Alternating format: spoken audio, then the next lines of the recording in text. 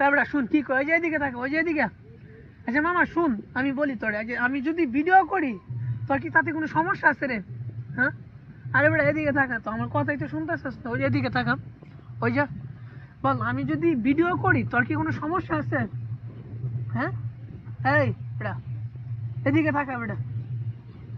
আরে ভাই সাথে কিছু আনি নাই তো, তুই একবার কল যে আমার কোনো সমস্যা নাই, ঠিক আছে?